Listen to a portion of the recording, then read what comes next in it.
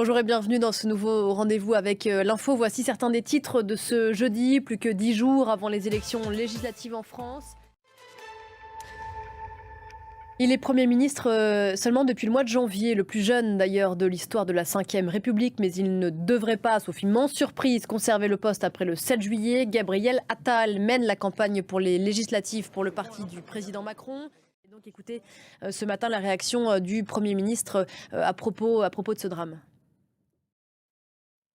Julie Dingueloff, vous avez suivi cette conférence de presse pour France 24 intitulée Le jour d'après. Qu'est-ce qu'on en retient ?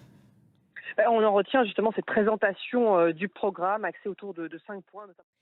Julie Dingueloff, merci beaucoup. Julie, c'est l'autre rendez-vous politico-économique de la matinée, le grand oral de tous les chefs de parti et de coalition devant le MEDEF. C'est un rendez-vous auquel on est habitué ici en France, mais plutôt pour une campagne présidentielle, signe que cette campagne décidément ne se passe pas comme d'habitude. Julien Sauvager, merci beaucoup Julien. Voilà ce que l'on pouvait dire à cette heure sur les rendez-vous politiques du jour.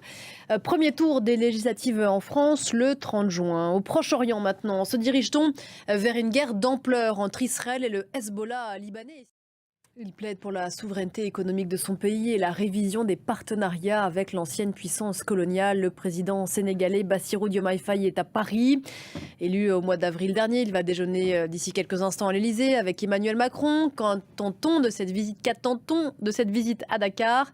Écoutez sur place Elimane Ndao à Dakar. Un détour par le sud des États-Unis à présent. La Louisiane, où le gouverneur républicain local a décidé d'imposer à toutes les écoles publiques de l'État l'affichage des 10 commandements, le décalogue. L'opposition locale veut porter l'affaire en justice, disant que cette loi va à l'encontre de la séparation de l'Église et de l'État. Un sujet signé Étienne Paponeau.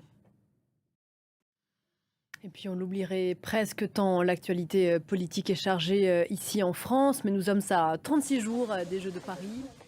On se retrouve tout de suite dans Parlons-en, juste après ça.